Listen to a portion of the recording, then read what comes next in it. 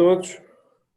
Vamos iniciar a nossa 7ª sessão dos Momentos Singulares. Este ano, como devem calcular, devido à nova realidade, temos uma nova modalidade. Portanto, pela primeira vez é via web. No seguimento, conforme fizemos nas sessões anteriores, juntámos um conjunto de pessoas que têm uma experiência na área de gestão ou na área académica e vamos discutir as questões mais prementes, normalmente as que se colocam, e por isso é que o tema dos momentos singulares sempre teve desde o início a palavra enquadrada sobre o tema gerir no século XXI. Esta edição não podia fugir da situação que temos, portanto, que alterações é que a situação da pandemia tem causado na vida das pessoas e das organizações, como é que as pessoas e as organizações estão a adaptar e vão continuar a ter de adaptar para assegurar o crescimento empresarial e pessoal.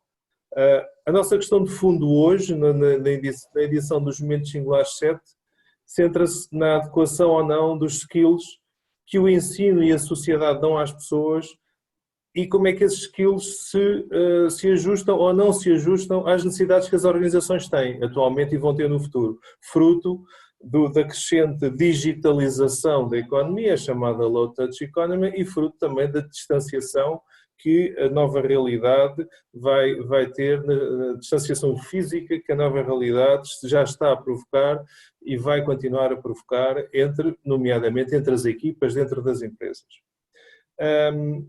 Do ponto de vista de regras do jogo, gostaria de vos dizer desde já que vamos emitir um certificado, vamos enviar-vos a todos os participantes o vídeo da sessão e o modus operandi basicamente vai ser, eu vou no início colocar algumas perguntas aos 3 oradores, round the screen, portanto eles responderão e eu irei colocando mais perguntas. Em paralelo, todos vós podem colocar na secção bate-papo as questões que desejarem e que serão depois, posteriormente, algumas delas selecionadas e colocadas aos oradores para tentarmos manter aqui alguma interação. Em adicional, iremos lançar ao longo do debate algumas questões para responderem, que no fundo também servirão para alimentar o debate e as opiniões que as pessoas têm sobre o tema. Como devem calcular, atendendo à vasta plateia digital, os microfones foram silenciados para garantir aqui, não temos aqui um excesso de entropia na discussão, mas podem colocar as vossas questões na secção do bate-papo. Portanto, passando já a apresentar os oradores, começo por apresentar a Ana Castro. A Ana Castro é a diretora de operações da RH+, no Norte, que tem uma vasta experiência de cerca de 20 anos de gestão de equipas e ambientes operacionais em mercados competitivos, nomeadamente no mercado das telecomunicações. Tem equipas com vários tipos de perfis, equipas mais técnicas, mais de suporte normal, equipas mais comerciais, portanto tem uma perspectiva ao longo destes 20 anos, viu uma evolução muito grande, quer da parte operacional, quer da maneira como as pessoas, como recebe as pessoas e como é que se faz crescer as pessoas numa organização deste tipo.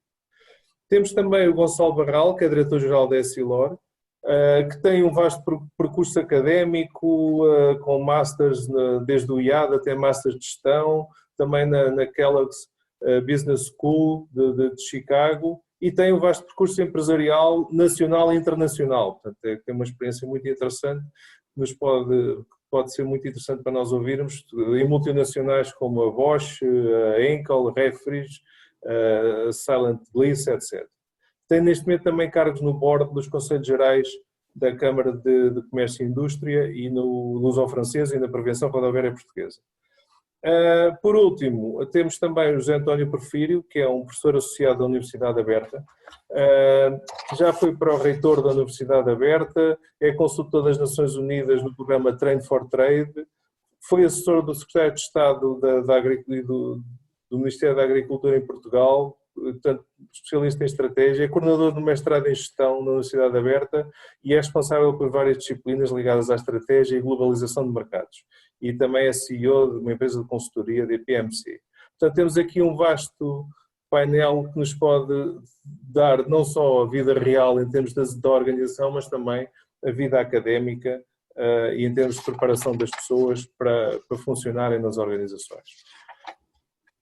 Eu irei começar por colocar a primeira pergunta e, ao mesmo tempo, vou lançar uma provocação, um primeiro survey que poderão responder, depois servirá para alimentar o debate.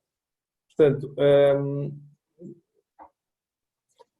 portanto, ficarei a aguardar as respectivas respostas. A primeira pergunta vai ser para o José António Porfírio, é uma pergunta mais macro, que é, portanto, estamos a viver tempos diferentes, algumas pessoas falam do novo normal. Em que medida é que esse novo normal se traduz na vida das organizações e das pessoas? Afinal, o que é que mudou? José António. Bom, boa tarde a todos, muito obrigado por esta oportunidade. Eu costumo estar do outro lado da barricada aqui enquanto elemento de organizar estes momentos tão singulares que têm sido. Agora estou aqui enquanto orador e agradeço esta oportunidade e venho aqui trazer um pouco a minha visão, quer enquanto docente universitário, mas também enquanto gestor e enquanto pai de família e membro da sociedade que vai estando a viver estes momentos tão turbulentos que aqui uma coisinha tão pequenina que é este vírus nos veio colocar assim de um dia para o outro. E, portanto, a visão que eu aqui trago é uma visão no âmbito destas três perspectivas, enquanto pessoa que está no sistema de ensino e que está a perceber o que é que está a acontecer na preparação das pessoas que vão para o mercado de trabalho, enquanto gestor que conhece a realidade das organizações e enquanto pai de 3 filhos jovens que estão a viver isto de uma maneira se calhar única e de facto isto são momentos únicos. E em primeiro lugar eu gostava de referir a propósito da questão se isto é um novo paradigma, o que é isto, eu não sei se podemos já dizer que isto é um novo paradigma. Na verdade, aquilo que está a acontecer é aquilo que sempre aconteceu nas sociedades, que é a mudança, a transformação e, portanto, passarmos de patamar em patamar. Os economistas têm um termo muito próprio para isto e que conta esta ideia de que tudo evolui de uma forma linear, contínua. Os economistas dizem isto, a economia evolui naquilo que nós chamamos de punctuated equilibrium, ou seja, vamos passando de estágios em estágios e há ali momentos de ruptura. E se calhar nós estamos a viver um momento de ruptura e se calhar era bom que o tivéssemos, aproveitando as lições que podemos tirar daquilo que era o nosso passado e percebendo que temos que mudar. Mas, acima de tudo, aquilo que está a acontecer é um acelerar ainda maior de um conjunto de mudanças que a sociedade já vinha a verificar. E se alguma coisa parece evoluir em sentido contrário àquilo que era a evolução natural do mundo, isso tem a ver com um primeiro fator que eu acho que é muito importante que pensemos no impacto que isso pode ter para a sociedade, para a nossa vida, para as organizações, que é a questão, hoje falamos da desglobalização. Porque, de facto, nós pensávamos o mundo está todo interligado, as empresas fazem negócios em todo lado, as cadeias de valor das empresas são globais e nós hoje vamos comprar em todo lado e trazendo os produtos de todo lado, e depois, de repente, percebemos houve países que fecharam, houve meios de comunicação que fecharam e, de repente, deixámos de ter um conjunto de oportunidades que tínhamos. E, portanto, isto deve-nos levar a repensar aquilo que queremos fazer e o impacto que isto tem na nossa vida e na vida das organizações e da sociedade em geral. E, portanto, aí sim, eu acho que há uma mudança que deve fazer refletir e que pode significar uma mudança de paradigma na evolução. Depois há uma outra mudança, lá está, eu não considero que seja mudança, é um acentuar de uma tendência que tem a ver com a digitalização. E com a transformação digital que esta nova realidade veio trazer.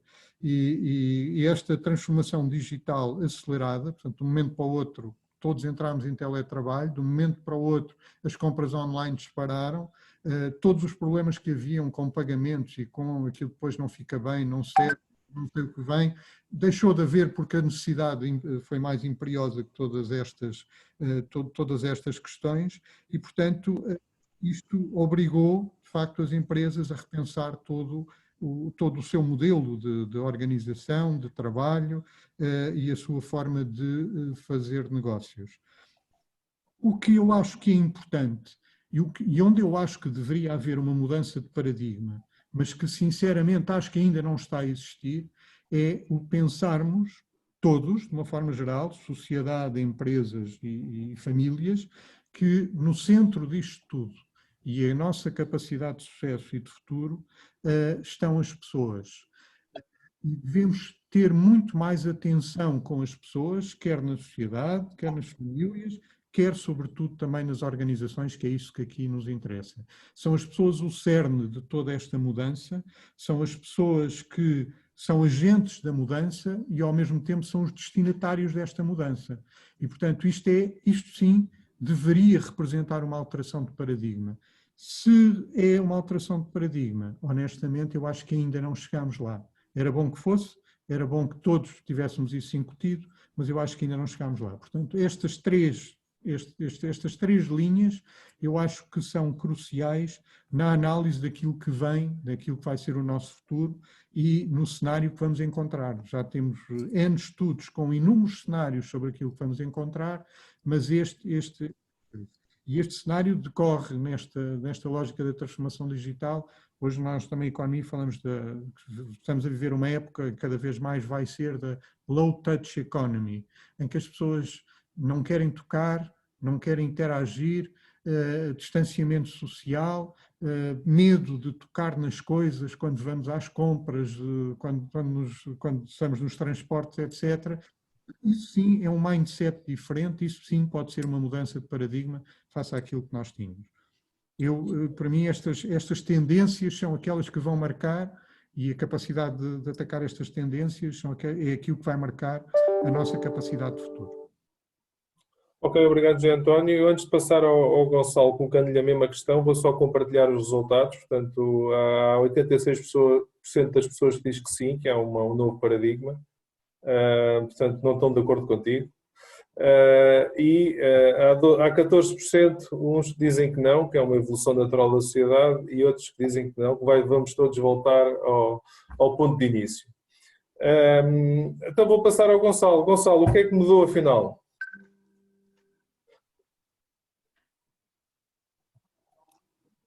Falta o som. Muito boa tarde a todas. Já está. Muito boa tarde a todas e a todos. Antes de mais, muito obrigado pelo convite de estar aqui. É um prazer e uma honra. Indo diretamente aqui ao assunto, o que é que mudou e o que é que não mudou, eu concordo com grande parte do que o José António disse e discordo com alguma parte e vou explicar o quê. Eu acho que mudou tudo e acabou por não mudar nada. Ou seja, o que é que isto quer dizer?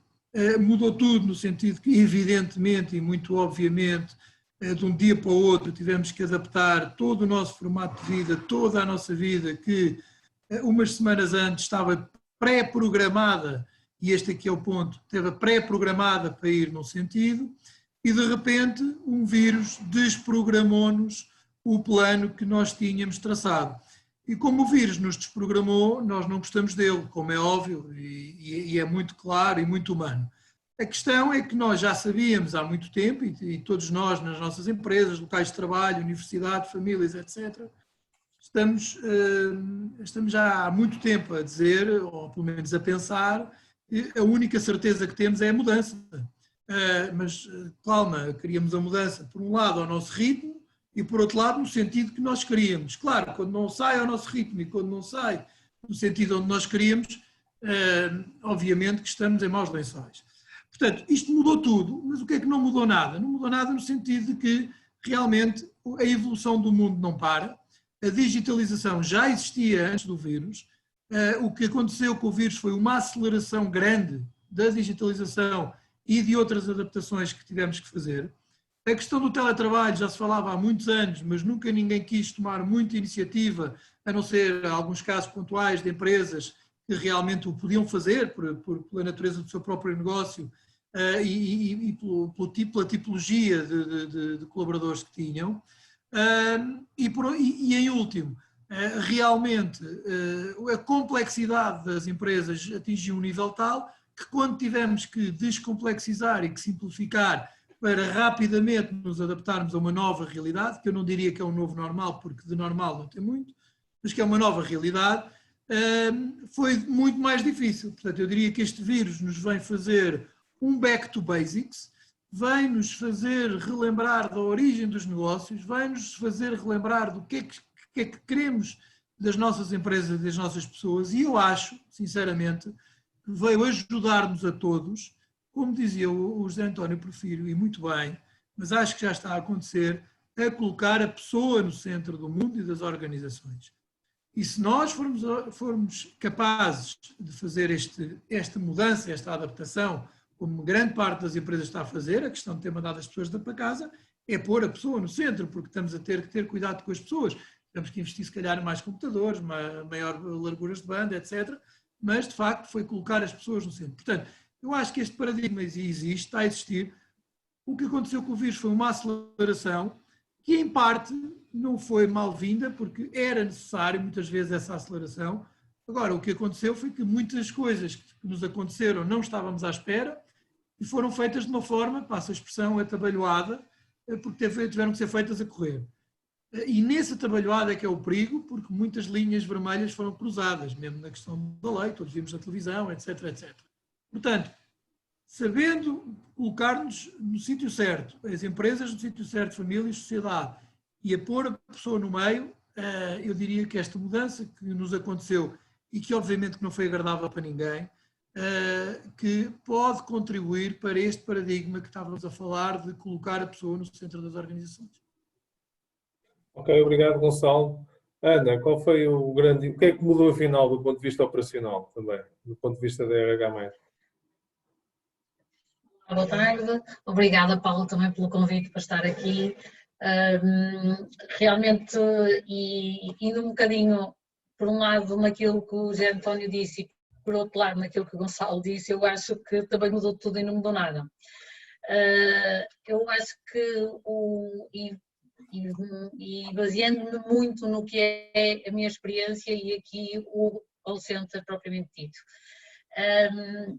eu acho que esta pandemia veio trazer um novo mundo de oportunidades, de evolução, de revolução, uma possibilidade de novos sucessos e aliás, correndo o risco de repetir um bocadinho o que o Gonçalo disse, eu nos últimos dias ouvi o presidente da Microsoft Global, o Jean-Philippe Courtois, dizer que neste período de Covid se desenvolveu mais o digital do que nos 2 últimos anos, ou seja, exatamente aquilo que andávamos a desenvolver o digital, mas depois a correr tivemos mesmo que ter pronto. E foi isto que acho que se viu de uma forma muito transparente. Da mesma forma, com o teletrabalho. Trabalho numa empresa ou para um cliente que já pratica teletrabalho pontualmente há muitos anos e agora massivamente nós tivemos que nos ajustar também a esse teletrabalho. Foram, acho eu, quebradas barreiras psicológicas nos próprios empresários, nomeadamente das empresas com quem colaboramos, em que afinal é possível desempenhar uma função que tradicionalmente é desenvolvida em instalações de uma empresa a partir de outro local que não seja a própria empresa. Por um lado, havia uma limitação, que foi aquilo que o José Porfírio disse, que os países fecharam e nós não podemos contar com eles, mas por outro lado, um mundo se abriu intrapaís. Ou seja, podemos todos prolongar a nossa empresa para a casa de cada um. Ou seja, acho que esta realidade, e quando generalizada e sem um Covid aqui a limitar, vai mostrar-nos que realmente grandes empresas podem ser ainda maiores. Acho que vai trazer muito valor acrescentado. Aqui no nosso mundinho mais pequenininho, eu acho que a realidade mudou completamente. porque neste momento continuamos a estar a cerca de 80% da operação a trabalhar a partir de casa, independentemente da área que faça parte, desde o atendimento ao cliente ou uma área de helpdesk, uma área administrativa, e de uma forma mais minuciosa. Claro que tivemos que reajustar processos administrativos, assinaturas de contratos, criar novas formações ajustadas a teleformações, e na operação propriamente dita tivemos que potenciar a comunicação através dos Skypes, dos grupos do WhatsApp, para que a supervisão e os assistentes conseguissem falar mais depressa. Portanto, eu acho que é assim, mudou tudo e não mudou nada, porque continuamos a fazer aquilo que fazíamos, mas cada um a partir do seu lugar, da sua casa, ou em alguns casos um número muito diminuto aqui do Contact Center. Ok, obrigado, Ana. Vamos agora, feita este cenário, esta fotografia do que é que mudou pelos 3 oradores, eu agora lançaria o desafio seguinte, é o que é que tem que mudar? A sério, o que é que vai ter que mudar agora e o que é que vai ter que mudar para o futuro? E aí cruzamos com um dos temas desta conversa, que é, será que o nosso sistema educativo e social está a preparar as pessoas com as competências para serem produtivas e felizes, e que as organizações também sejam produtivas e felizes também, já agora. Eu vou lançar uma pergunta e depois vou passar, agora vou iniciar, depois colocarei a questão, ou iniciarei pelo Gonçalo. Portanto, a pergunta já devem estar a ver o survey, vou deixar de dar 2 minutos para a resposta e, entretanto, em paralelo, lanço a questão e começo pelo Gonçalo, que é o seguinte: que transformações têm de existir nas empresas e no ensino, ou noutras áreas, para que as pessoas tenham as competências de base necessárias para serem produtivas e felizes? Aquilo que eu disse, nas suas funções. Bem, muito obrigado. Bom, na minha opinião, a educação começa em casa, a educação começa nas famílias, e se queremos ter melhores profissionais, temos de ter melhores pessoas. E, portanto, temos que passar uma grande confiança para as famílias, o Estado tem que valorizar também toda essa grande instituição que é a família, e é aí que vai começar tudo, de certeza absoluta, não há hipótese de ser diferente. Em segundo lugar é na escola, nem sequer é na universidade, estamos a falar da escola, dos valores. E repare que aqui não estamos a falar, e discutiu-se há muito poucos dias, a questão da disciplina de cidadania, etc., se deve ou não deve haver, não tem nada a ver com isto. Tem a ver com criar as dinâmicas, não é criar uma disciplina para mim, podemos gostar ou não gostar, mas não é essa a discussão para mim. Para mim a questão é criar as dinâmicas na escola que permita que as crianças consigam começar a ter skills de liderança e de relação interpessoal correta com, naquele caso, as outras crianças. E liderança não significa ser os chefes, nem pouco mais ou menos.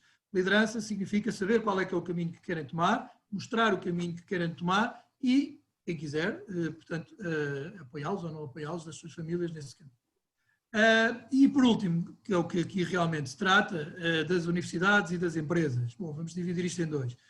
Da mesma maneira que da escola, eu não sei se trata de termos que fazer aqui certas disciplinas específicas nas universidades. O que é certo é que há muitos anos, desde há muitos anos, que as universidades estão, para ser simpático, um pouco desligadas da vida corporativa. Portanto, as universidades continuam a educar muitas vezes, e a maioria delas muito bem, em conhecimentos técnicos, mas falta aqui 2 pilares fundamentais da vida de vamos chamar-lhe jovem trabalhador, que depois será um adulto colaborador da empresa até a sua reforma, que é 3 pilares, que tem que ter o conhecimento, obviamente, tem que ter os valores, lá está a questão toda da família, da escola, da própria universidade, da sociedade, e tem que ter o querer, porque hoje em dia é óbvio que se vê muito grande parte do laxismo nesta parte, que é os jovens acabam as universidades, muitos deles com grandes notas, com grandes médias, com belíssimas universidades, mas depois há aqui um gap que as empresas precisam, que é, meu amigo, eu precisava que realmente pensasse e fizesse mais. Mas eu fiz um estudo, fiz um master, fiz tal, e agora estou aqui para trabalhar. e aqui passo depois para as empresas. Portanto, primeiro, dinâmicas nas universidades que permitam criar skills de liderança. Eu não gosto do termo soft skills, peço desculpa, gosto muito mais do tema personal skills, que agora até na imprensa internacional, por exemplo, li no outro dia um artigo do MIT que já está a declinar no termo power skills, que são aqueles skills que realmente nos levam à liderança. E, portanto, esses skills para mim são fundamentais, mas também as empresas têm que desenvolver esses skills. Portanto, se quisermos, nas universidades, nós procuramos sempre, quando contratamos pessoas para trabalhar aqui, costumamos chamar aqui os 5 E's, e eu acho que posso ir rapidamente sobre eles. O primeiro é, e traduzido para o português, mas são quase todos começam todos pela mesma letra, é a empatia, que é realmente o sentido dos outros, a maneira como nós nos apresentamos aos outros e como gostamos de criar nos outros este sentido de responsabilidade e a nós próprios através dos outros. Portanto, toda esta dinâmica com os outros, esta empatia é fundamental para o futuro, e eu não sei até que ponto é que as universidades estão proativamente a cuidar desta empatia. Eu penso que os alunos que são mais empáticos continuam a ser mais empáticos, os que são menos empáticos continuam a ser. Portanto, a atenção na empatia é fundamental. Na ética, todos temos assistido nos últimos dias nas notícias questões relacionadas com altos magistrados, relacionados com a ética e etc. E isto é fundamental que nas universidades seja realmente tratado e incutido nos jovens que lá andam. Em terceiro lugar, a parte de expressão, a parte da comunicação, a parte de como vamos envolver todos na nossa tarefa e como é que nos vamos dar a conhecer para o exterior, seja interior da empresa, seja exterior da empresa, mas para o exterior nosso. Depois, uma quarta parte tem a ver, e muitíssimo importante, com entrepreneurship, portanto, a nossa maneira de sermos empresários sem o ser, ou seja, não é preciso sermos donos de empresa, temos uma equity para começar uma empresa, para ter este espírito empreendedor. Este espírito empreendedor é fundamental, e é fundamental por 3 razões muito simples, que eu diria. Portanto, a primeira tem a ver com sermos um problem solver. Normalmente, numa grande empresa, quem não é muito empreendedor tende a passar mais despercebido, e numa pequena empresa, quando somos nós os empresários, temos que resolver os problemas todos. Portanto, esta mentalidade de problem solver é fundamental incutir nos jovens. A mentalidade de tomar decisões, e muitas vezes decisões difíceis, também é necessário. Vê-se a maior parte dos jovens quando entram, pôr a mão no ar, como é que eu faço isto e o que é que eu faço aquilo, como é que eu decido aqui, e passarem os mails para o lado de lá para alguém decidir. Não, temos que ser accountable nas nossas decisões, e é muito importante incutir aos jovens essa accountability. E por último, nesta parte da problem solver, interessa tomar decisões pelo risco e gerir esse risco. Saber que temos que gerir um risco à nossa frente. Não é o chefe que vai assumir o risco, não é o shareholder que vai assumir o risco. E o último para mim, é o emotional intelligence, que tem a ver, obviamente, com a maneira como nós, com toda a tranquilidade, somos capazes de encarar as dificuldades e as adversidades. Estes 5 fatores, eu diria power skills, ou personal skills, ou se quiserem, soft skills, que depois posso explicar porque é que não gosto, mas não vou estar aqui a perder tempo, eu acho que são fundamentais hoje em dia incutir aos jovens. Por outro lado, as empresas têm que transformar muito rapidamente a maneira como se apresentam. Cada vez mais os recursos humanos são o marketing da empresa. Cada vez mais temos que apresentar empresas aos nossos jovens. Daqui a 2, 3 anos, metade da força de trabalho vai ser millennial ou Gen Z. Por isso, não temos muita alternativa nas empresas. Portanto, temos que nos apresentar aos jovens como realmente empresas com um purpose claro, um raison d'être, não sei muito bem traduzir isto, mas pronto, creio que toda a gente percebe. Temos que nos apresentar aos jovens como uma reputação impoluta. A empresa não pode ter uns reviews, dizer que enganaram, foram isto, venderam um gato por lebre, etc. Não pode ser, isto não pode existir. E por último, temos que ter uma grande preocupação com o ambiente, sociedade e os recursos que temos à nossa disposição, inclusive os recursos financeiros. Acho que me estendi um pouco, mas eu acho que é isto que podemos esperar. Ok, obrigado, Gonçalo. Eu, antes de passar a palavra ao José António, vou compartilhar os resultados, que são curiosos. Ganhou, entre aspas, as famílias, o que é curioso. O Estado, coitado, ninguém está a pensar que o Estado vai educar o povo. mas são resultados interessantes. Ganhou a família com 30% e logo a seguir a sociedade, o que é muito interessante em relação a esta resposta. José António, que transformações temos que ter no ensino e na sociedade? Bom, em termos de transformações, eu deixo-me lá em jeito de provocação.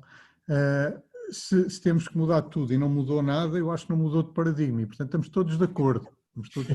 Não mudou ainda não mudou o paradigma. Eu acho que tem que mudar o paradigma, é aí que eu quero chegar. E eu fundamento isto também com a resposta, na minha perspectiva, obviamente, a esta questão, porque, de facto, nas empresas, há ainda, na minha opinião, e inclusive com um estudo recente feito sobre a transformação digital de várias empresas em Portugal, aquilo que se nota é que há um longo caminho ainda a percorrer sobre aquilo que é a transformação digital. É preciso ter presente que teletrabalho ou vendas online não é transformação digital.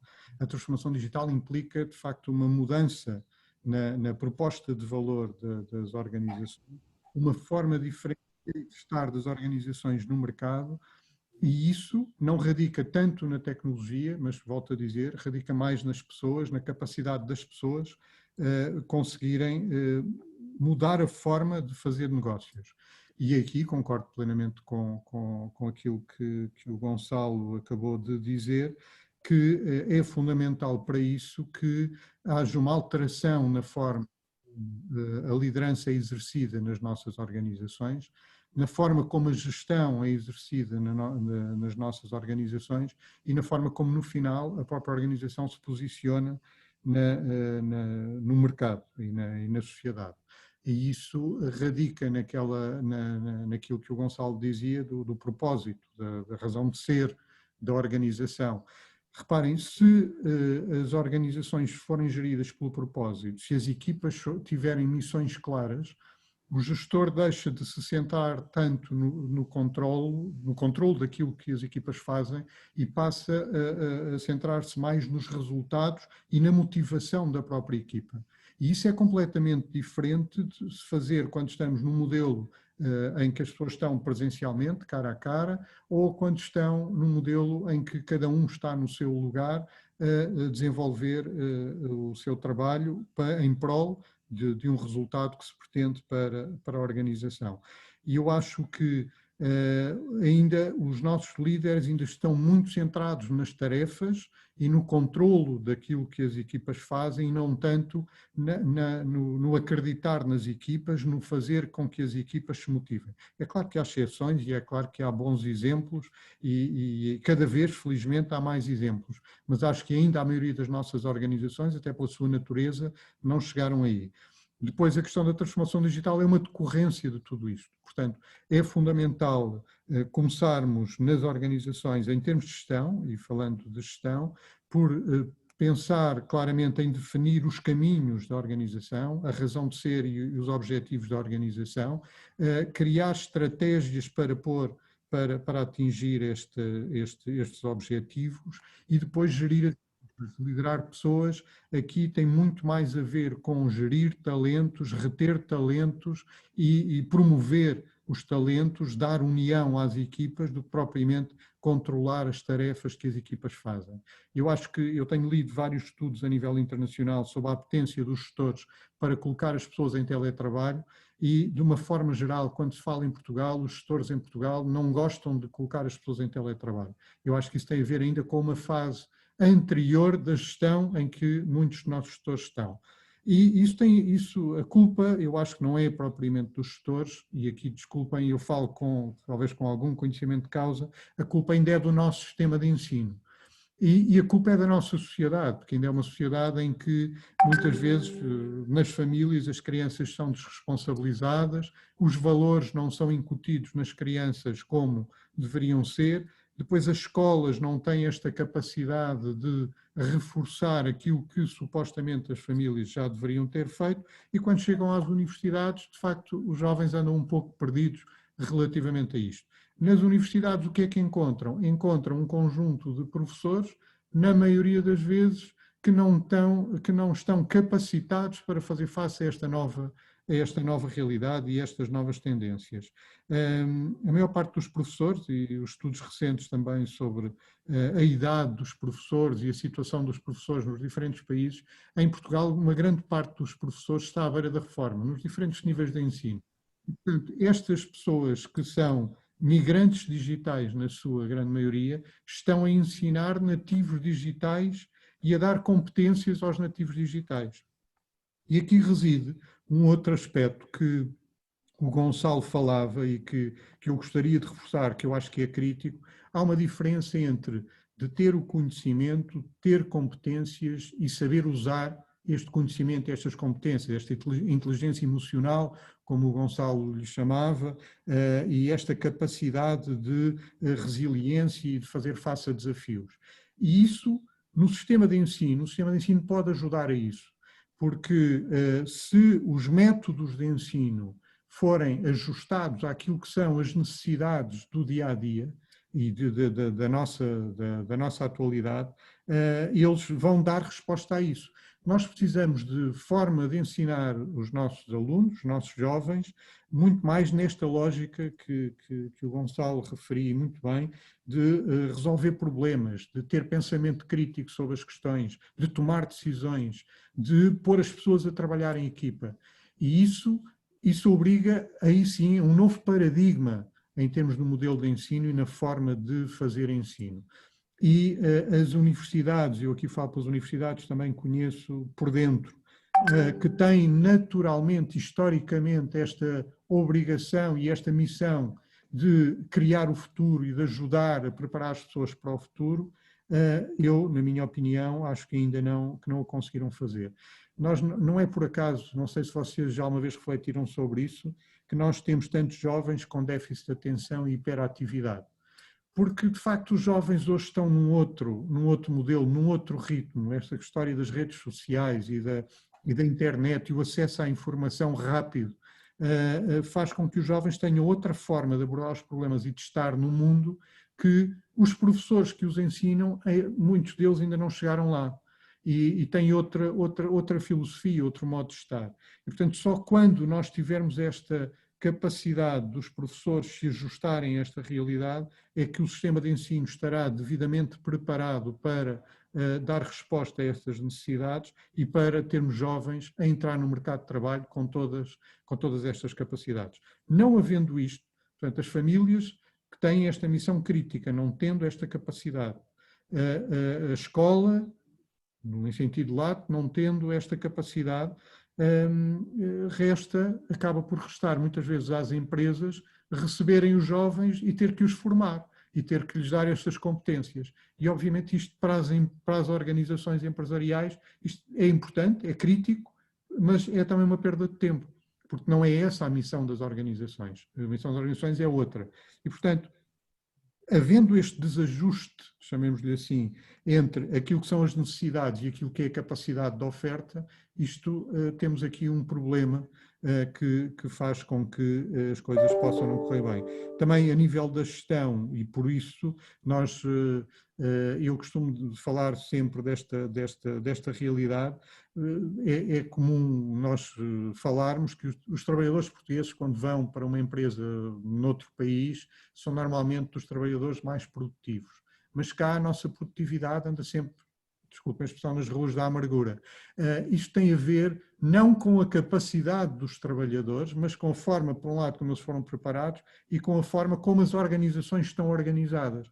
Reparem, este tema do teletrabalho, que fez com que houvesse uma deslocalização do local de trabalho da empresa para uma dispersão nas casas de cada um, isto obrigou a que a organização do trabalho tivesse que surgir.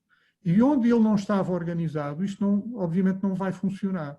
Para além de não termos equipas com este apor de ser capazes de produzir e por si serem autónomas, terem a sua responsabilidade própria, estarem unidas e saberem agir no mesmo sentido, depois o que acontece é que não havia organização e, portanto, tiveram à pressa que encontrar a organização naquilo que no dia-a-dia é fácil de colmatar estando no mesmo local, mas não estando, não funciona. E, portanto, isto, sim, eu concordo, isto é um novo paradigma que as empresas têm que se ajustar. E aí, se calhar, as empresas portuguesas estão em desvantagem face a outras empresas de outro país, onde esta organização já existia e era algo que era comum. Claro que temos sempre o nosso sentido de desenrascar, desculpem a expressão, e a capacidade de dar a volta às situações mais complicadas, que é muito típico dos lusitanos. Mas isso depois, numa corrida de fundo, isso às vezes não chega. E, portanto, aqui todo o sistema, e em particular o sistema de ensino, tem que se ajustar a esta nova realidade. Ok, obrigado, José António. Eu, antes de colocar uma questão semelhante e outra mais prática à Ana, vou lançar mais um survey. Dado que estamos a abordar já as áreas mais comportamentais, acho que é interessante saber a opinião do auditório sobre quais são as características mais determinantes para assegurar a eficácia das pessoas numa organização. Portanto, vou ter este survey aberto durante 2 minutos e, em paralelo, coloco à Ana a questão relacionada com aquilo que o Gonçalo e o Zé António têm falado, e até de um ponto de vista mais prático, ou seja, tu que geres centenas de pessoas, que admites do ponto de vista de formação, ou seja, nos últimos tempos, e também para preparar a organização e as pessoas para o futuro, nos diversos grupos admitidos na RH+, por exemplo, recentemente, quais as principais lacunas e pontos fortes encontrados? Porque isto vai-se pegar muito naquilo que o Gonçalo e o José António falaram, creio eu. Ok, Ana. Antes de responder a isso, Paulo, e pegando exatamente aquilo que já foi dito, eu acho que nós temos que ter muita atenção em quem compõe a nossa, no caso, operação, as nossas pessoas, efetivamente. Há bocado o Gonçalo começou ali por falar, ou terminou ali falando na geração Y e geração Z que vêm aí, elas não vêm aí, no nosso caso elas já cá estão. Eu estive a fazer um bocadinho de trabalho de casa aqui com o Contact Center e o nosso Contact Center tem uma geração X que já está em 3º lugar.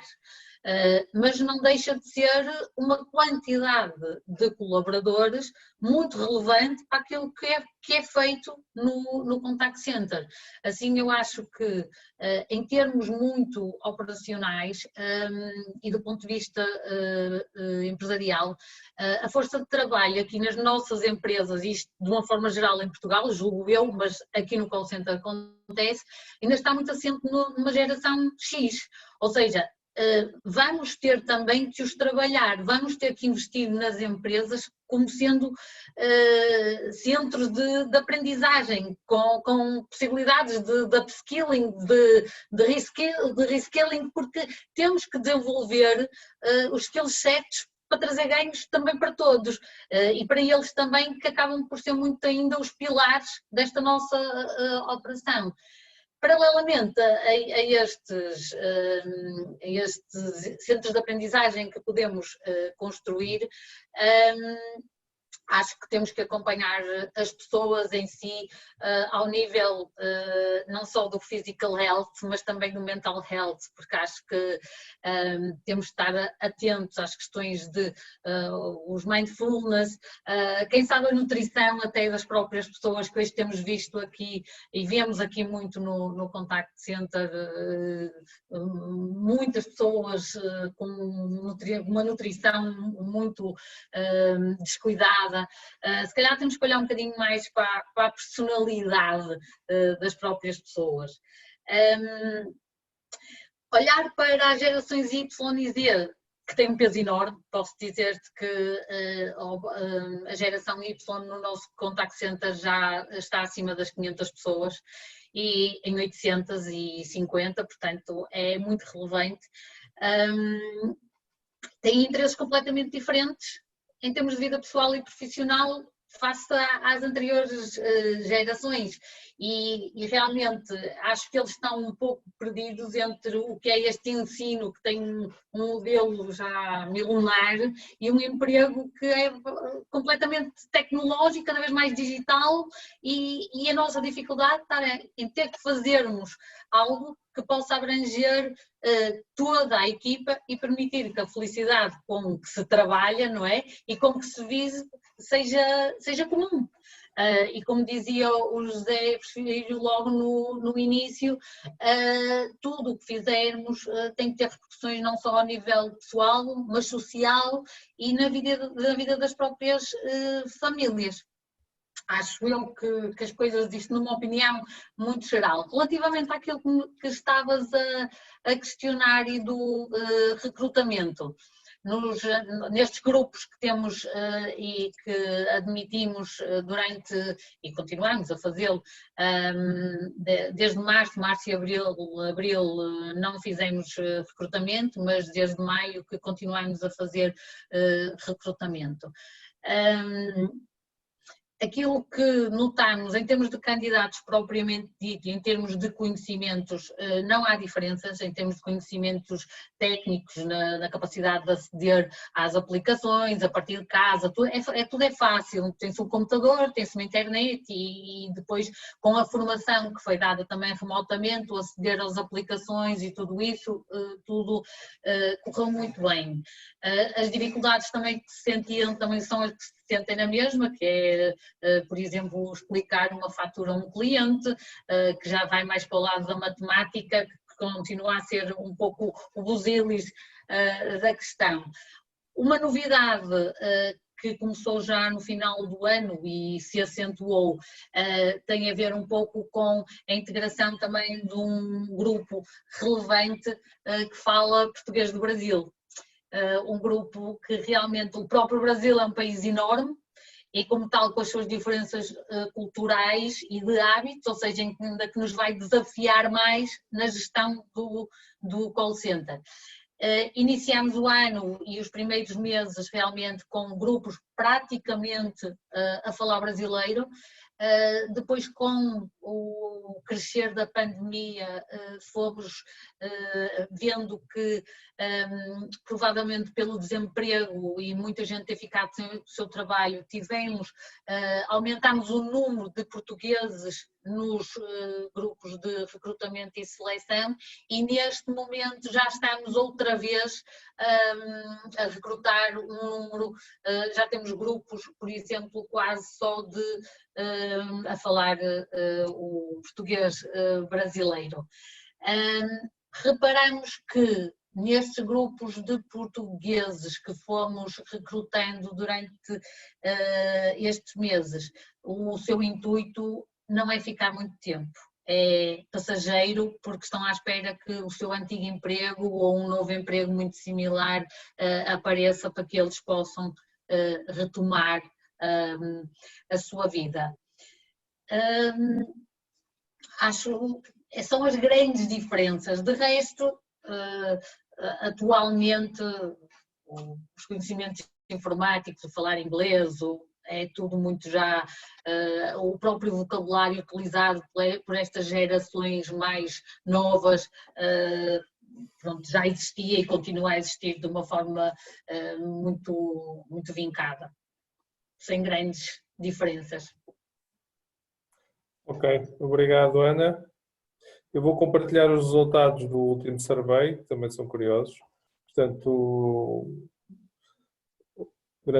91% da audiência diz que votou na capacidade de pensar somada com a capacidade de pragmatismo operacional, que é curioso. As competências técnicas, as tais, como dizia, eu também concordo com o Gonçalo, também não concordo com hard skills e soft skills. A partir do momento em que os soft skills começaram a ter a importância que têm, mas pronto, mas isso é outra discussão, como diz o Gonçalo. As competências técnicas, aqui há 10 anos, se calhar, era o nirvana de recrutar alguém.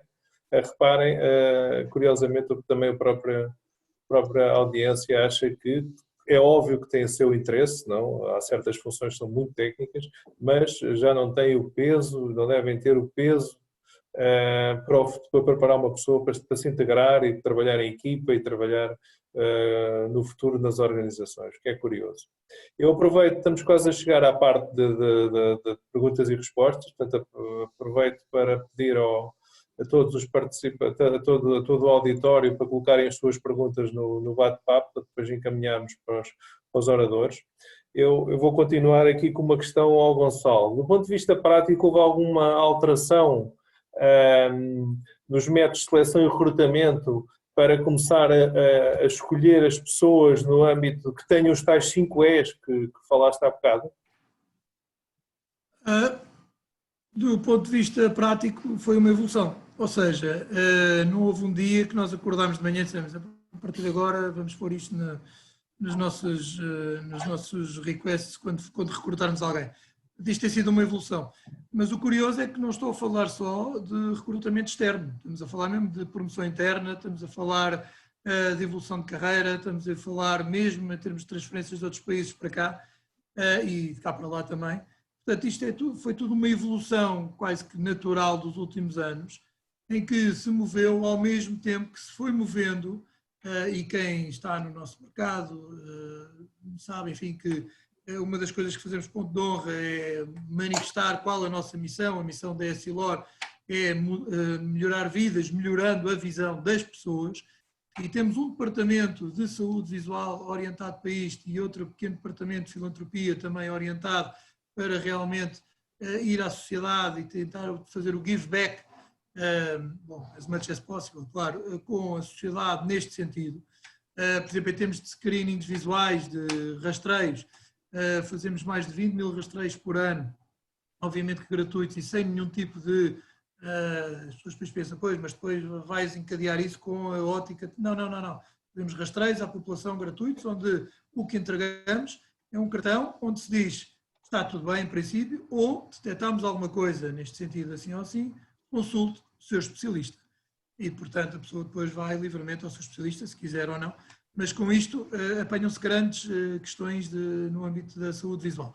Portanto, não houve uma mudança radical, não houve um dia em que acordámos para mudar este paradigma, foi uma evolução, e eu diria que o que é mais ainda engraçado, e para terminar, é que a partir do momento em que alguns diretores começam a ser mais exigentes neste tipo de skills nas suas áreas, os outros também. E, portanto, isto começa a ser uma cultura que vai naturalmente nascendo e que vai crescendo. Porquê? Porque nada como liderar pelo exemplo e, portanto, isto é de facto o que tem estado a acontecer, graças a Deus aqui, e vamos ter que continuar a evoluir e a mudar, porque as coisas mudam, a evolução vai andando. Eu só queria, desculpa lá, agora só para terminar, o que a Ana disse é super importante, que é realmente estas questões geracionais que ajudam muito a aprender e a crescer. É um esforço também que temos vindo a fazer, é que uns têm aprendido muito com os outros e vice-versa, não é? Portanto, não é os que já cá estão ensinam os que chegam, também é, mas os que chegam também, então no âmbito desta cultura digital, eu não gosto de falar de transformação digital, parece que é só digitalizar as faturas em PDF e mandar para o cliente, não é nada disso. Portanto, esta cultura digital é muito importante que seja enraizada e ninguém melhor destes geração Z e Y para introduzir esta cultura digital na empresa. Portanto, isto é um movimento que se vai gerando, é preciso que haja vontade e que haja até criatividade por isto em marcha. Ok, obrigado. António, falaste há bocado, abordaste mais de um ponto de vista académico, vamos falar de conflito geracional, ou seja, não vamos falar de conflito, vamos falar de gap, não é? Diferenças também, a Ana também já falou e em parte o Gonçalo também.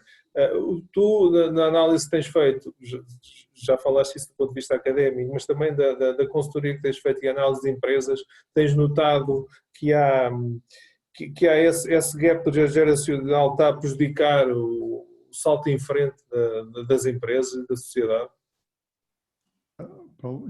Eu acho que é o contrário. O gap geracional e o conflito geracional, e podemos falar disso, e felizmente podemos falar disso, e sempre houve e sempre continuará a existir, se for devidamente gerido, obviamente, e dentro de padrões razoáveis, é um fator de progresso, porque é daí que vem o progresso. Portanto, se há um conflito é porque existem tensões, estas tensões terão as suas razões, têm que ser analisadas, trabalhadas e têm que ser ultrapassadas e, de facto, estas novas gerações que entram no mercado têm um papel muito importante para, pelo menos, se quem está não percebeu ainda essas necessidades, estas novas gerações vão alertar para isso.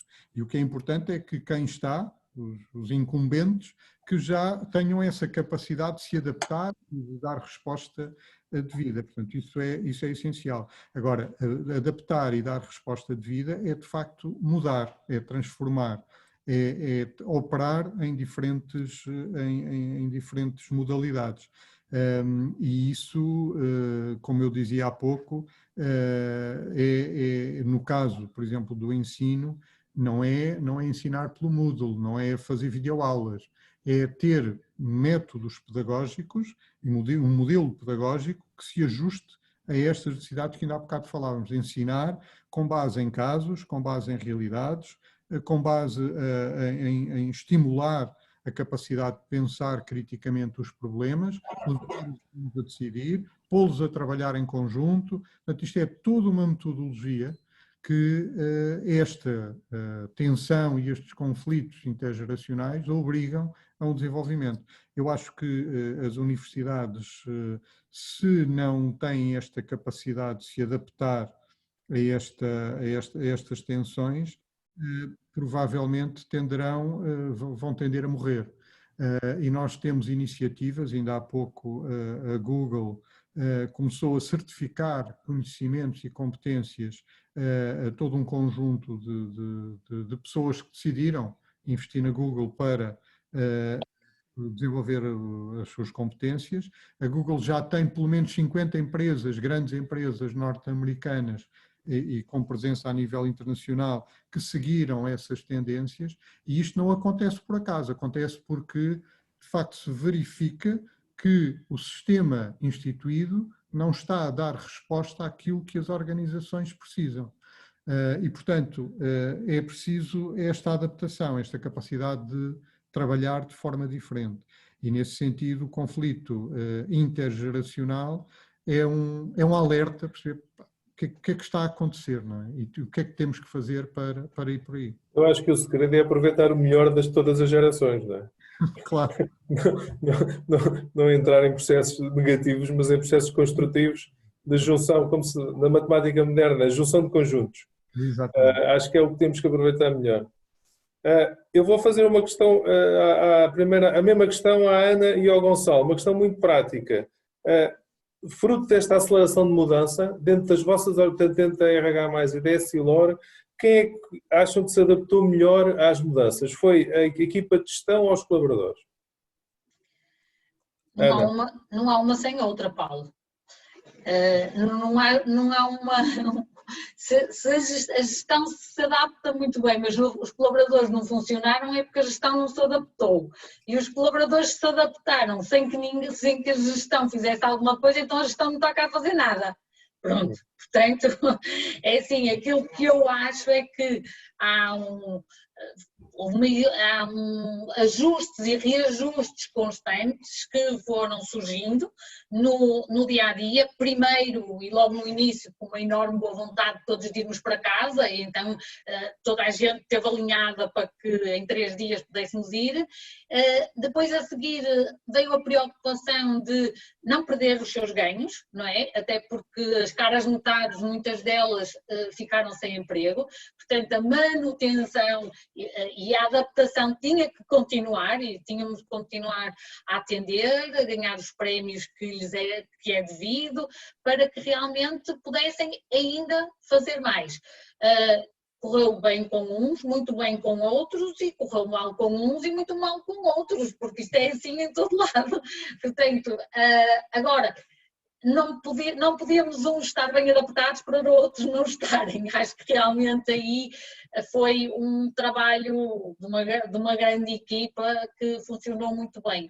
Agora, posso dizer com certeza, e no nosso caso, que os grandes sofredores é a equipa de supervisão, que está aqui no meio entre os assistentes e entre a coordenação. Esses sim, eu acho que são aqueles que quem é feito mais exigências e as maiores e que se deparam com mais contrariedades. São aqueles que temos que apoiar cada vez mais para que as coisas funcionem. Ok, obrigado. Gonçalo. Bom, eu tal como a Ana, acho que não funciona um sem o outro. Eu acho que há aqui 3 fatores fundamentais que se assistiu durante esta pandemia aqui na empresa. Em primeiro lugar, nós temos uma fábrica aqui ao pé de Sintra, uma unidade produtiva que exporta, portanto, grande parte da nossa produção é exportada, portanto, a fábrica, eu diria que tem, obviamente, dimensões muito maiores do que se fosse apenas para servir o mercado nacional e, portanto, temos aqui uma grande equipa de produção que não pode pegar num computador e ir para casa, como se deve imaginar, não é? E, portanto, e já o fiz pessoalmente, publicamente, e continuo a fazê-lo. Eu tenho um grande orgulho nesta equipa, eu tiro o chapéu a todos eles, porque realmente o que eles demonstraram, eles e elas, perdão, demonstraram durante esta pandemia foi uma capacidade não só de adaptação, nem de resiliência, mas uma coragem fantástica, uma simpatia, uma alegria em vir trabalhar todos os dias, fora de série, que nos ajudou a todos, inclusive eles obviamente, são parte da empresa, a manter a empresa viva e produtiva. Portanto, esta grande equipa de produção, logística, operações no geral, que nós temos aqui, foi de facto 10 estrelas, superaram todas as expectativas. Depois, obviamente, que as equipes que foram para casa adaptaram-se muito bem, produziram imenso, portanto a produtividade, obviamente que era muito mais complicado de medir, eu não tenho KPIs para medir todas as áreas, mas de facto houve uma tentativa de todas as pessoas para manter a sua produtividade e depois lá está. Quem tinha realmente os tais power skills, aquela maneira de gerir, aquela liderança, aquela maneira de se autogerir e de pôr em prática e de ter aquela capacidade de decisão e de problem solving, obviamente que geriu muito melhor a situação do que outros que de repente ficaram isolados e não estavam nem à espera, nem sabiam o que haviam de fazer muito bem, portanto foi um bocadinho mais complicado, isto é verdade, que aconteceu. E por último, a equipa de gestão. A equipa de gestão, ao princípio, obviamente que estávamos bastante céticos como é que isto ia tudo resultar, mas demos os passos corretos, em conjunto com um grande departamento que temos aqui do EHS, Saúde e Segurança do Trabalho, e também com a parte da Medicina do Trabalho, fizemos imediatamente um comitê de crise e, de facto, por via de comunicação constante e por via de termos os planos implementados ainda antes de haver o primeiro caso em Portugal, o que fez com que a equipa de gestão se sentisse segura nas suas decisões e então realmente houve uma grande adaptação. Portanto, eu acho que todos se adaptaram muitíssimo bem, muito sinceramente. Acho que a equipa de produção e de operações foi fantástica e deu uma prova fantástica de que a grande maioria deles e do seu todo tem grande parte destas skills que estávamos aqui a falar. Okay, obrigado, Gonçalo. Não sei se temos... tenho aqui uma pergunta para todo o painel. Posso começar pelo José António, quais consideram ser as principais características a trabalhar, tirando as técnicas, não é, que já falámos, nas novas gerações a entrar no mercado de trabalho? Ou seja, quais são os principais... Eu aí acrescentaria outra pergunta. Será que há exemplos cá em Portugal ou lá fora de ensino que já esteja a preparar as pessoas para não estarem, para não ser selecionado só, por exemplo, a entrada para as universidades só pela melhor nota, também ser por outras características pessoais? Portanto, deixo essa pergunta como complemento à outra.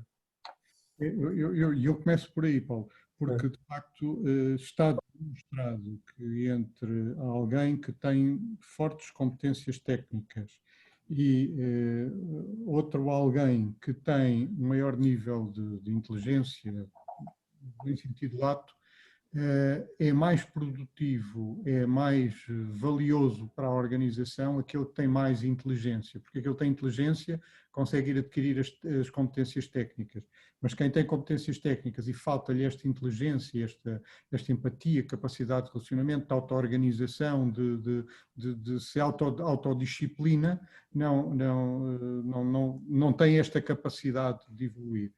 E aí, como eu dizia há pouco, o sistema de ensino tem que progredir para contribuir para isto de outra maneira.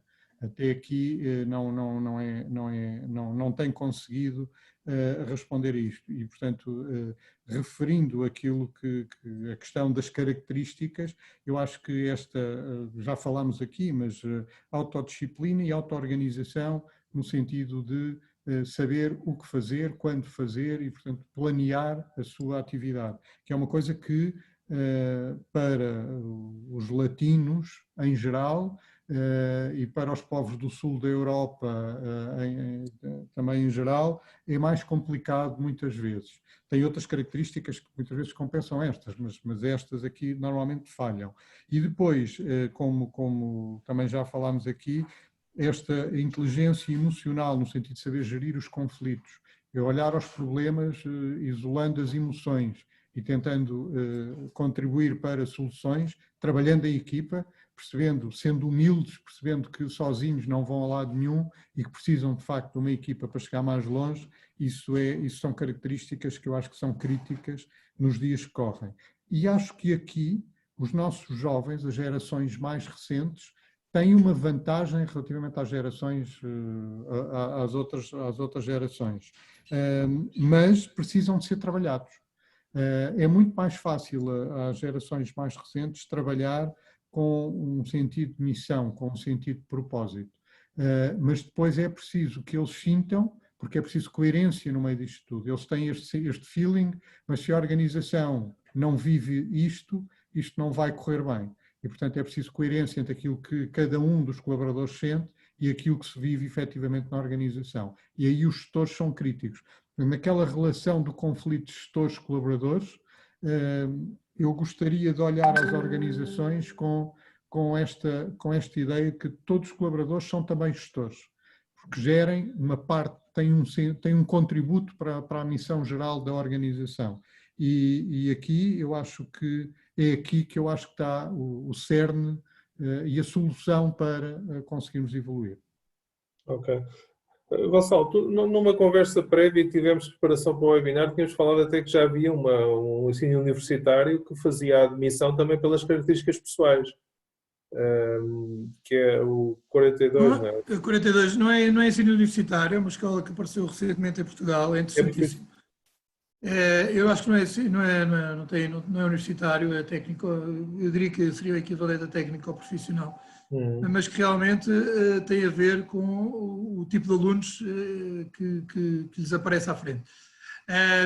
Eu acho que o fundamental aqui é o que se calhar começámos por dizer quando começou esta conversa, que é a nossa capacidade de sermos boas pessoas. Isto é tudo e não é nada também, mas isto começa tudo por aí. Eu meto aqui uma inconfidência, lá em casa eu tenho vários filhos, e há um dos meus filhos que vai entrar, se Deus quiser, isto é na universidade, e a conversa que eu tive com ele, quando ele tinha 12, 13 anos, 14 anos, era, não consegues ser um bom aluno se não fizeres a tua cama de manhã antes de ir para o colégio. Isso não tem nada a ver, eu já fiz os trabalhos, tudo e tal, tenho boas notas e não sei o quê, tem tudo a ver. Portanto, o colégio, por muito sucesso que ele tenha nas notas, se ele não fizer a cama de manhã, que é o dever dele, com 12, 13 anos é mais do que o dever, já devia ter começado há muitos anos atrás, mas enfim, e portanto, e arrumar o quarto dele, ele não vai conseguir chegar muito longe na vida, com certeza. Porquê? Porque os básicos não estão garantidos. E esta questão de garantir os básicos, para mim, é fundamental. E as universidades devem querer garantir os básicos nas pessoas. A família, obviamente, que é a origem de tudo, não há dúvida nenhuma. Eu gostei muito de ver aqui a resposta da audiência. Aqui há aquela primeira questão, que a educação está na família. E está na família. Portanto, as características que há a trabalhar é, ao longo da vida dos jovens, é trabalhar o sentido dos outros, a sua autoajuda, a capacidade que eles têm de ser solidários uns com os outros, a capacidade que eles têm de escutar os outros. Ninguém chega a líder se não souber escutar. É impossível ser líder se não escutarmos. A capacidade de trabalhar ao serviço dos outros. Toda esta parte interpessoal é fundamental criar nos jovens. E estas características, além das técnicas, que era o que estava aqui a perguntar, temos que continuar a educá-las sempre, inclusive no mundo empresarial, no mundo da empresa. Portanto, eu acho que esta é a parte importante que devemos focar-nos nos jovens hoje em dia, porque muitas vezes há a tendência do contrário, porque a gente pensa que as redes sociais vieram fazer com que os jovens tivessem uma vida social mais ativa, é totalmente o contrário. Nunca houve jovens tão isolados como há hoje em dia, nunca os suicídios e os problemas graves nos jovens foi tão grande como é hoje em dia. Portanto, nós temos que ajudar o jovem a pensar nos outros, a relacionar-se com os outros, a viver também com o sentido dos outros. Ok, obrigado, Ana. Qual é a tua opinião? Olha, eu aqui, e voltando um bocadinho aqui atrás naquela questão dos conflitos aqui internamente para o salto organizativo e nos métodos de trabalho, nós realmente aqui no Contact Center, e porque somos muitos e por isso conseguimos ter é-nos permitido ter essa forma de estar. Aquilo que estes conflitos que nos fazem avançar, sem dúvida alguma, dentro da organização, eles vão sendo evitados, antecipados e comatados com a integração desses elementos dessas gerações mais recentes. Mas nós não trazemos só essas gerações mais recentes para trabalhar connosco, só para que eles venham trabalhar, mas também para que eles nos ensinem quais é que são as necessidades deles. E depois são eles próprios que nos ajudam também a responder a essas necessidades. Ou seja, realmente estes conflitos acabam por deixar de ser conflitos, mas por nos ajudar a evoluir dentro da própria organização. Nós, neste ponto, atuamos muito como potenciadores de talentos, como catalisadores de mais-valias que realmente que nos ajudem a resolver aquilo que pode vir a surgir. E juntamos o útil ao agradável, porque temos pessoas mais novas a conseguir progredir também, ou seja, mostra-se que a antiguidade não é um posto, não é? Porque se tiver mérito, se tiver um bom desempenho, se dedicar, se for tão feliz naquilo que faz e por isso está aqui há tantos anos, mas que realmente nos ajuda muito a evitar esse tipo de conflitos e que nos ajudam a crescer. Em termos de características, eu acho, e em termos de trabalho para o futuro, eu acho que aquilo que temos que fazer muito bem é dominar muito o que é uma geração Z, o que é uma geração Y, perceber muito bem como é que eles se situam, quais são as preferências deles, como é que nós os conseguimos motivar e incentivar. Os sistemas de incentivos têm que ser baseados em quê? Porque eu acho curioso em algumas coisas que tenho lido, por exemplo, a geração Z, há um grupo de apoiantes de geração Z em que diz que a geração Z quer estabilidade. Mas quer estabilidade em quê? Se calhar quer estabilidade em receber um valor X, não importa aonde. Portanto, eu acho que temos que estudar muito bem realmente o que é que temos aqui em campo para depois conseguirmos trabalhar com eles e tirarmos tirarmos todos o melhor partido das situações. Acho que é assim, num futuro, esta ideia do fazer a cama e ser organizado logo desde manhã, se calhar para nós e para mim, que sou X ou boomer ou uma coisa assim qualquer, eu acho muito interessante. E por acaso o meu filho até faz, mas a minha filha já dispensa. Portanto, e são da mesma geração, não é? Eu acho importante realmente que vamos trabalhar bem isto para perceber por onde é que vamos, o que é que vamos conseguir, como é que vamos conseguir tirar o maior partido de tudo. Obrigado, Ana. Eu vou colocar agora a última pergunta, que é endereçada a todo o painel, que curiosamente voltamos ao início da discussão, que é a interação entre a academia e as empresas. Ou seja, a pergunta é, concordam? E se concordam, como é que acham que se devia acontecer uma maior intervenção das organizações no percurso académico? Ok, basicamente o conceito é este. Para começar por José António. Bom, eu não poderia concordar mais com essa ideia. Claramente, e acho que há um déficit grande da colaboração, da interação entre as universidades e as empresas, e entre as universidades e a sociedade em geral. Porque se nós para fazermos um ensino de qualidade com esta capacidade de dar aos nossos jovens a capacidade de resolver problemas, de analisar problemas, de decidir, etc., é importante que aquilo que lhes apresentemos que seja ajustado à realidade. E nada melhor do que perceber o que é essa realidade, porque se a universidade se fecha em si mesma, ela produz conhecimento sobre aquilo que vem de trás, não produz conhecimento para aquilo que vai ser o futuro. E a universidade tem que produzir conhecimento para aquilo que vai ser o futuro. Portanto, esta interação, e isso está demonstrado, universidades empreendedoras, universidades ligadas a empresas, porque, como eu dizia há pouco, aquele exemplo da Google, se as universidades não fazem isto, as empresas vão fazê-lo. E, portanto, corre-se o risco de facto, as universidades continuarem a ser o seu papel, mas ninguém estar muito interessado naquilo que a universidade faz. A universidade tem que ser uma produtora de conhecimento, é verdade. Tem que estar sempre na vanguarda do conhecimento, é verdade. Mas se esse conhecimento não tem uma aplicação à realidade, se for tudo conhecimento fundamental e não houver conhecimento aplicado, a universidade está noutra estratosfera, está noutro mundo, portanto não tem um ajuste à realidade. E aqui eu volto a dizer, e falando se calhar de conflito intergeracional, nós temos vários problemas, eu não me canso de dizer, por exemplo, no ensino universitário em Portugal, haver uma legislação que promove a exclusividade dos docentes é algo que pode ir contra esta realidade que nós cada vez mais precisamos. Nós precisamos de docentes que conheçam a realidade da sociedade e das empresas. Se eu fico afeto só à universidade, eu posso perder esta realidade.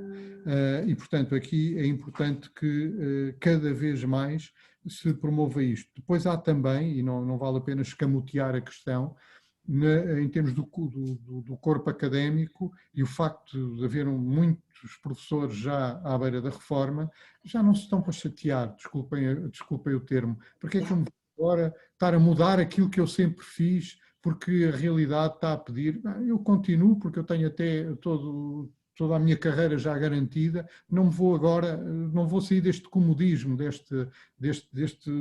daquilo que eu sempre fiz e aprender agora coisas novas. E, portanto, aqui também é um problema, porque felizmente as novas gerações, mesmo de professores, já têm outra postura, já em matéria de investigação, em matéria de ligação à sociedade. Portanto, há sistemas diferentes.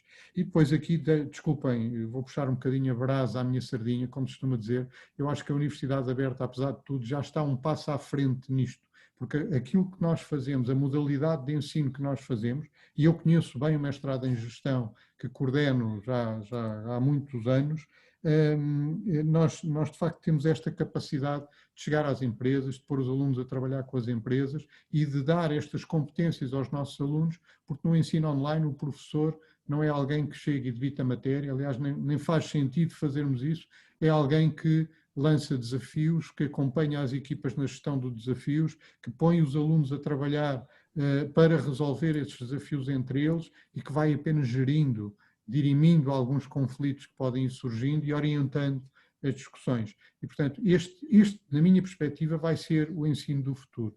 E isto obriga a uma alteração de um paradigma daquilo que é o ensino universitário em Portugal e no mundo inteiro.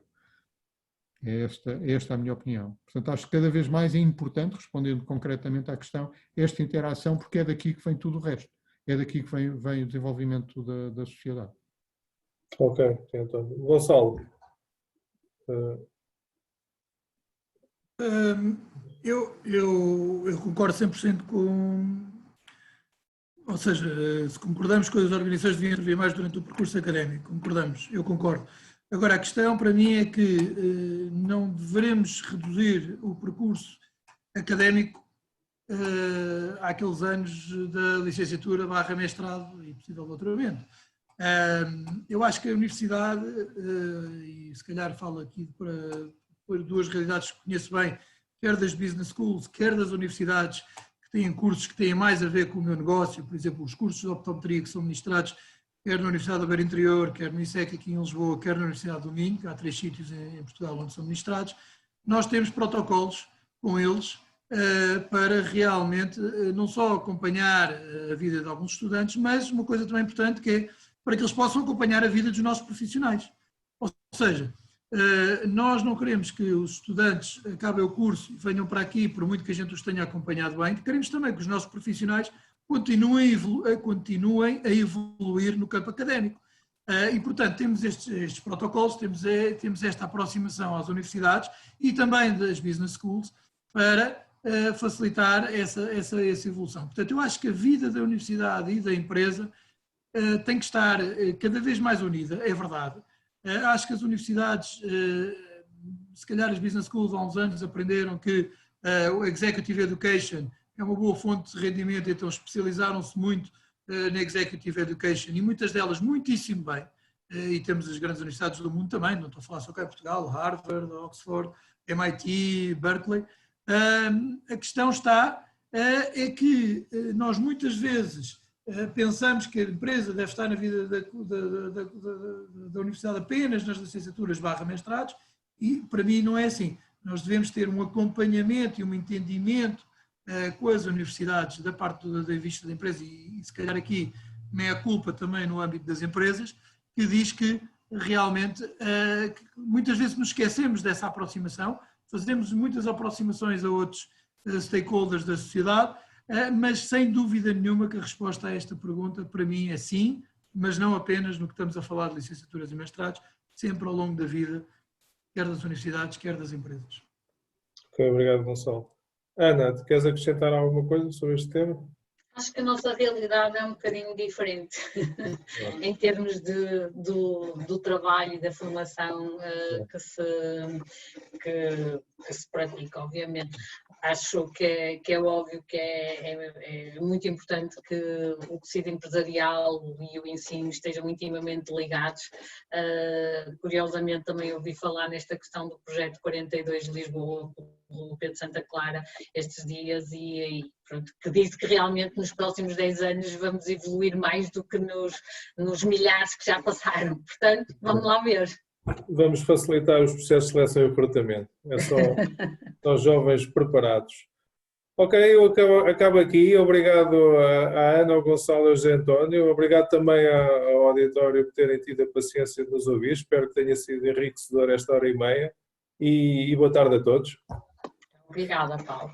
Gente, obrigada a todos.